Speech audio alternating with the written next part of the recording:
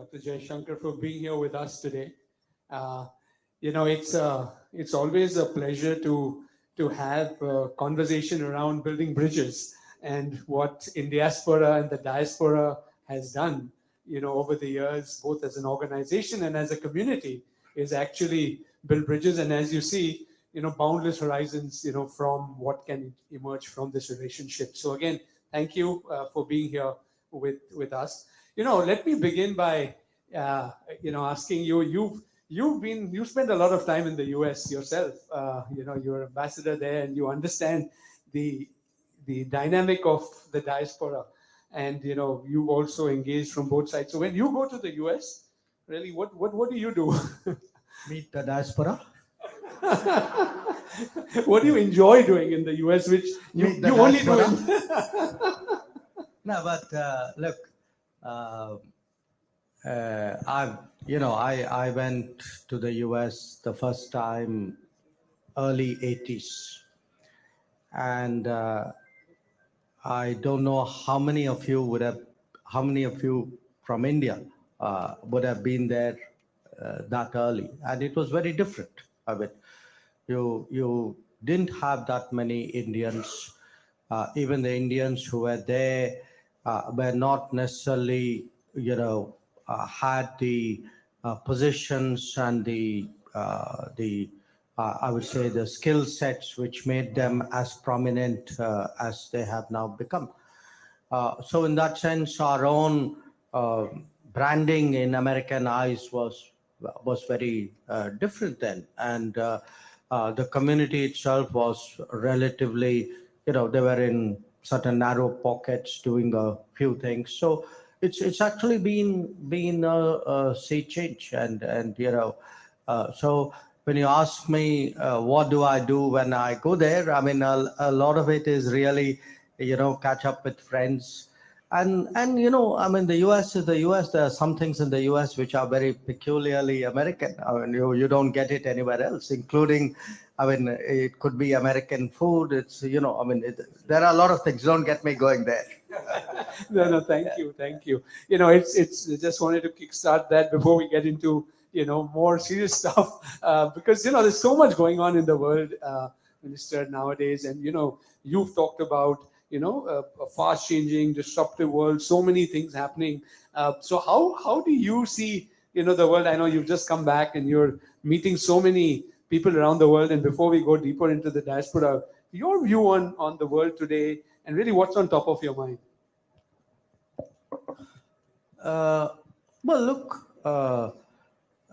if you ask me my view of the world, I'm an optimistic person, and generally tend to think of solutions to problems rather than the problems which come out of solutions. But I would say with a great deal of sobriety that we are going through an exceptionally difficult period. I mean, if I were to say give a 5-year forecast, it would be a very grim forecast for the next 5 years. And there, I think the answers are there. I mean, you have what you see happening in the Middle East, what you see happening in Ukraine, what you see happening in Southeast Asia, East Asia, the continued impact of the COVID, which those of us who have come out of it take for granted, but many have not come out of it.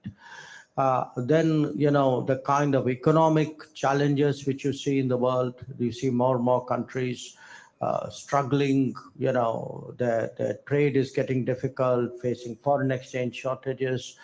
So, disruptions of various kinds. I mean, like what was happening in the Red Sea, climate events which are no longer, just news. I mean, they have globally disruptive consequences, sometimes entire regions of countries being basically made dysfunctional because of a climate event. So if you ask me, if you connect all these dots and say, okay, what do you see? I see, frankly, a very, very challenging scenario, and which to me is actually a very big case for India-US ties, because in this kind of situation, it's really, in a way, those with the willingness and the ability and the comfort of working with each other who have to step forward. And I don't think, it can't be done the old-fashioned way that you have agreements and treaties and arrangements. Life is moving too fast for that. I mean, there's a problem. If you don't have an answer in the next 48 hours, you're irrelevant to that problem.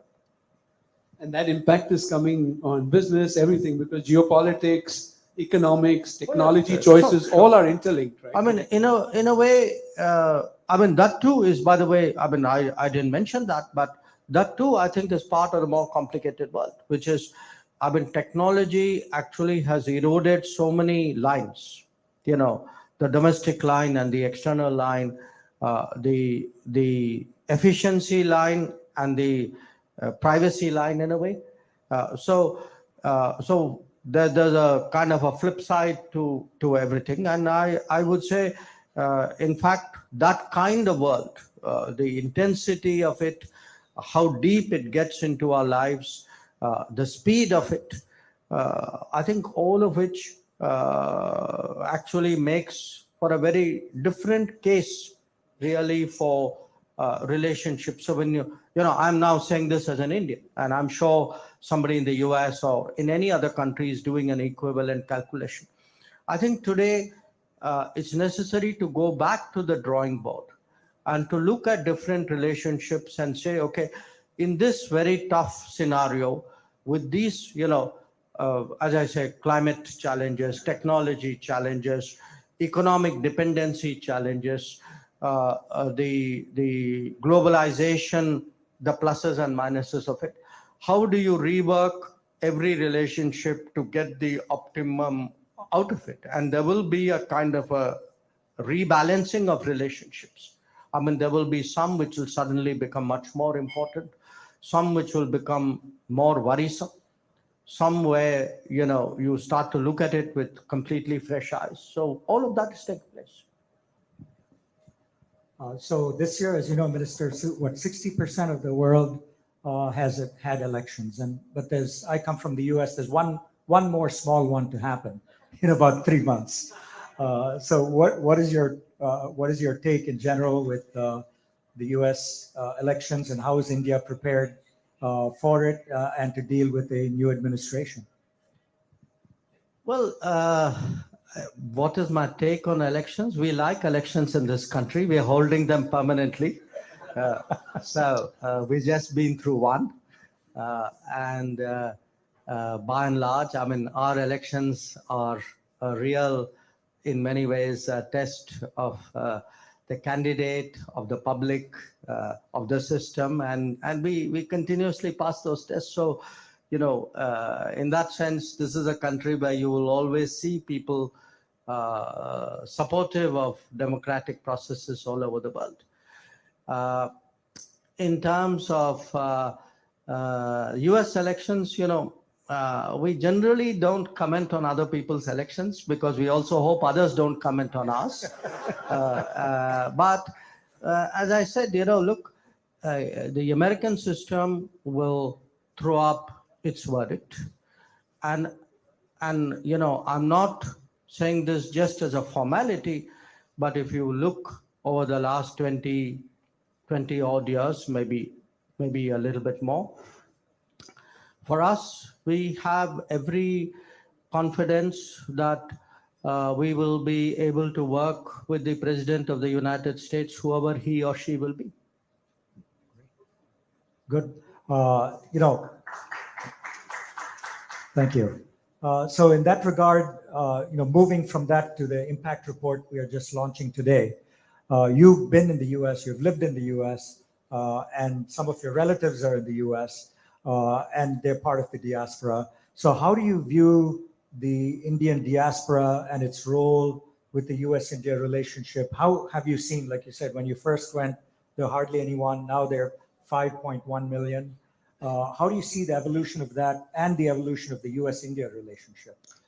You know, I often cite, some of you would have heard me say this before. It's something I read in a very useful book on the India-US relations, that when Nehru first went to America, there were 3,000 Indian Americans. When Indira Gandhi went first time as PM, it was 30,000. When Rajiv Gandhi went, it was 300,000. When Narendra Modi went, it was 3.3 million. So I mentioned that because I think, one, there is a quantitative side of it. But I think there's also, as I said, it's the skills, the talent, the contribution which the diaspora has made there, you know. I mean, I still remember this when I was ambassador. I was meeting a very well-known politician. I will tell Eric the name privately later on, from the deep south. And, you know, he actually told me, saying that, look, you know, I had this view of Indians, and then, you know, my wife had some issue and she went to this doctor who was an Indian, and he was so good. And so why I say this is, people eventually put a face to a country. When we speak about members of the diaspora, now, sometimes people are not conscious of it, okay? I mean, I'm not saying everybody, when particularly in America, ask people, okay, what's the country of your origin? I mean, otherwise your conversation would not go beyond that. But by and large, when in America, people see the diaspora, members of the diaspora do well, they associate it with their image of India. And that then shapes their views about India. I mean, it is true all over the world, but I would say it is particularly true of the United States, because the United States in many ways is a very unique society, and because it has immigration from so many different sources.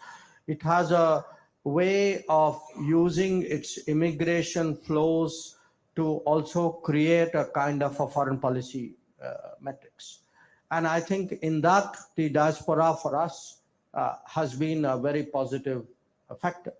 You know, in the last, let us say, if we take the late 90s, really as when India-US relationship started to change course, you know, you could say, pick Clinton's visit to India just as a easy reference point, and then take it on from there.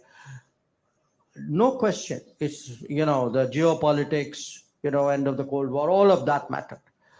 But I also think that a very equally powerful parallel happening was actually the growth, you know, H1B did as much as the end of the Cold War to shape India-US relations. So, you know, the diaspora, you're talking of how they've impacted the US. But, you know, Prime Minister Modi and the government has a very ambitious Viksit Bharat plan, you know, long 20 years, you know, progress for India and our transformation here to a developed country. How do you see the role of the diaspora? And, you know, diaspora, different countries is different, particularly American diaspora, but even, you know, around the world. What role do you see the diaspora playing in shaping the future of India? Look, it's not an easy answer to give because it varies, obviously, country by country. It varies time to time, varies domain by domain.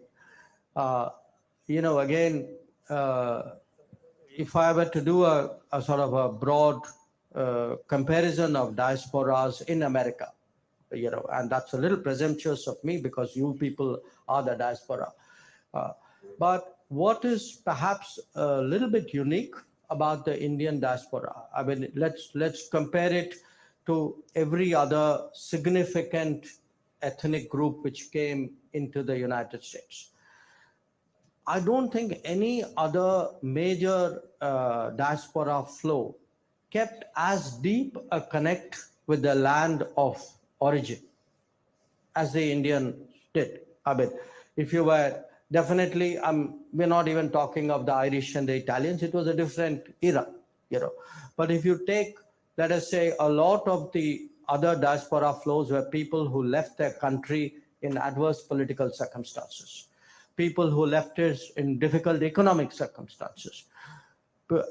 Societies where there were tensions between the diaspora and the home system. In our case, none of that has happened. In fact, actually, the diaspora and the home country, country of origin, you can say, bonding, has only got deeper. And also, I think somewhere, because there's a certain, you could say, an Indian cultural sort of a cultural system at work. It has also got, because by now you have, in many cases, third generation diaspora out there. Now, again, in many other cases, the dilution of the original identity has been much sharper. That hasn't been, that's comparatively not the case. So I would argue in many ways, actually, the Indian diaspora is quite unique, and because it's unique and because it's kept this bonding so strong, that I think it's a very powerful bridge. And I'll tell you why I think it's particularly relevant now. If you ask me, in this very complicated world, if I were to pick a single issue which I believe is exceptionally important for the relationship and for the world for the next 5 years, I would actually pick in the broader sense, the digital collaboration, the I said, the AI. I mean, you take the most expansive thing and it'll just make you happy coming from the Silicon Valley, okay?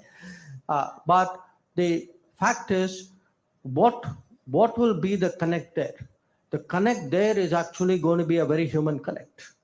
That,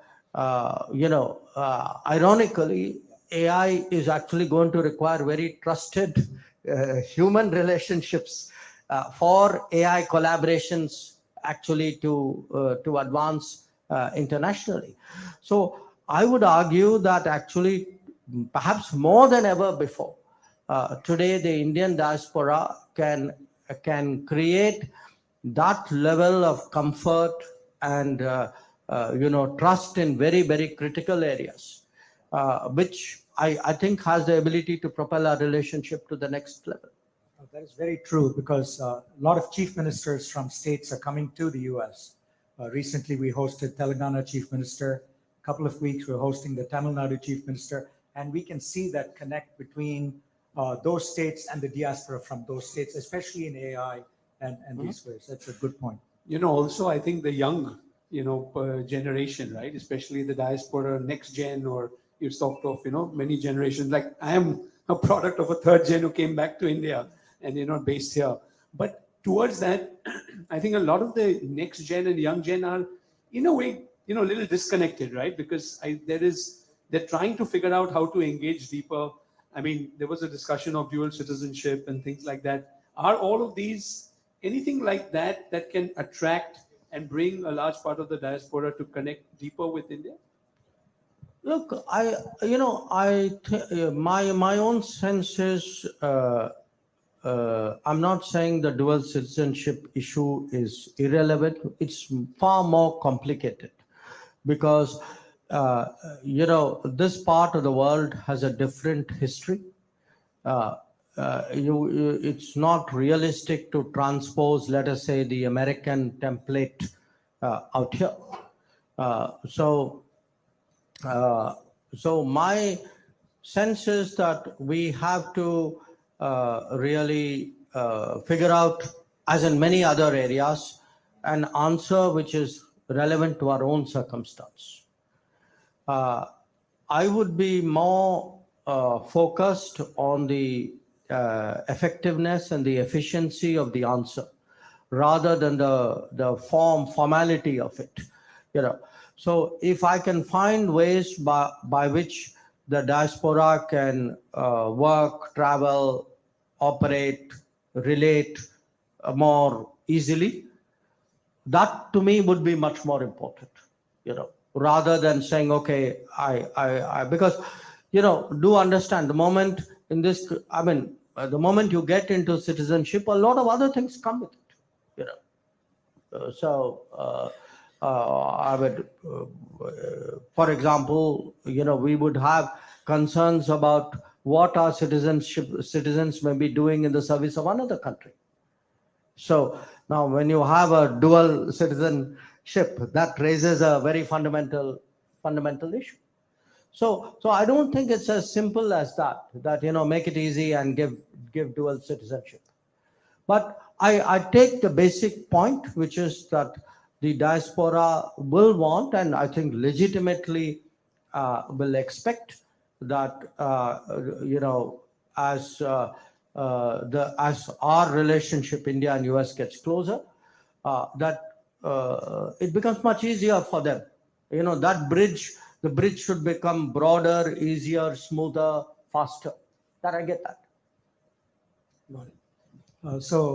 Minister, last year we held the G20 Forum for the Diaspora in New Delhi. And we had the 30 million people, as you know, of Indian origin outside of India.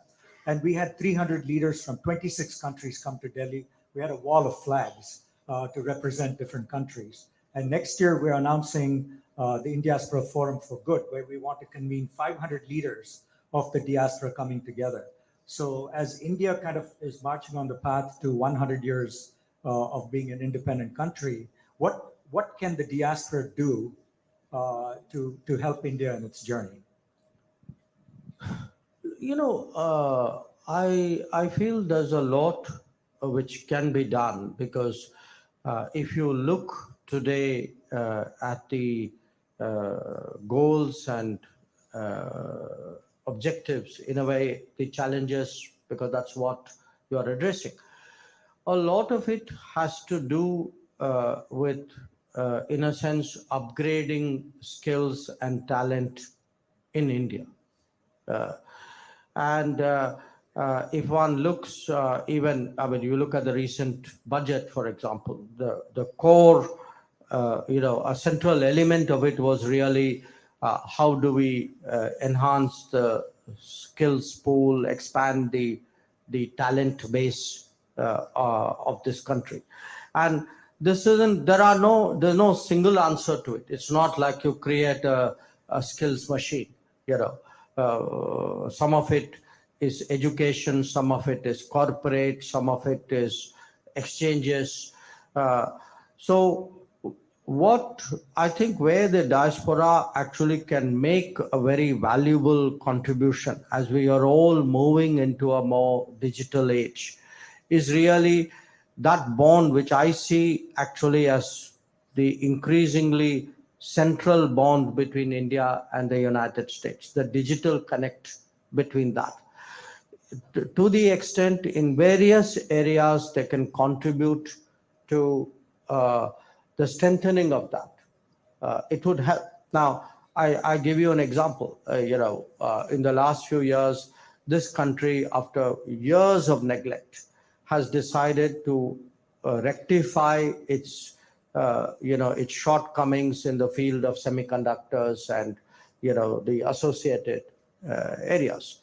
So if you look today at many of the collaborations which are taking place there, when it comes to foundries, or when it comes to ATMP, or when it comes to associated skills, when you look at global capability centers which are coming in here, the chip design industry which is growing in this country. To me, that's a great example actually, where very key figures of the diaspora have been drivers of this. So I do think that the diaspora definitely, look, where the diaspora helps is, in many ways, they have a cultural feel for how to get the job done better than those who may be dealing with India for the first time, or who may be dealing with it just as a job rather than as something they intuitively know. I think it makes a difference. After all, you look at us, even in diplomacy, part of the reason you are exposed to a foreign environment and study a foreign environment is you instinctively know the answer, which somebody who hasn't had exposure there would take longer to figure out. Now, the diaspora people, they slide into it like fish in water. I mean, so they just figure it out like that. And I think that makes a big difference. Talking of the future and what we Here's can an do. example. What's that? I said, here's an example. No, absolutely. No, thank you. But, again, talking about the future, same thing, and I know we are, running out of time. But, when you talk of India today, right, they said there couldn't be a better time to be young and to be Indian. The ability for India also now to play a much larger role globally, right? Maybe, again, going a little, but if you were younger, I mean, not that you're still a youth icon in this country. You were younger in India, or you were a young American, you understand both sides. How should the youth of the two countries view this relationship? Or where can they play a larger role? Look, I think the youth have been indicating their preference for some time. It's just that the non-youth haven't been listening. And I've been, You mean the old people, the seniors. look, I'd actually put it very differently.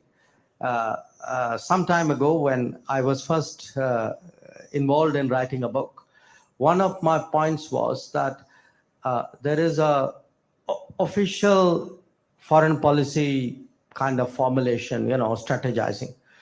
Then there is a view of foreign policy from the street. And if you look at the street sentiment about the United States, I would argue that street sentiment about the United States changed way before official sentiment about the United States changed. And in many ways, and I've at critical moments, in fact, when there were very, I would say, very animated debates in this country on, what we are doing, those arguing for a stronger relationship with the United States could visibly see that they were getting very strong public support. So I think, we look in the foreign policy world, we use very fancy terms. So, it helps, that's how we keep everybody else sort of listening to us and believing in us. But just apply common sense yardsticks. Okay? Take trade, take investment, take technology, take education, take tourism. Okay, this is an average person's ask of the world. I don't know if there's anything else I missed out. Okay, maybe culture. What do you see? Or at your social media? Use these yardsticks and map the relationships. I think you make a very strong case for a very strong India-US relationship. And I think at the end of the day, believe me, youth have go much more by sturdy common sense. The older we get, we muddle our heads with too many complex thoughts. Too much baggage.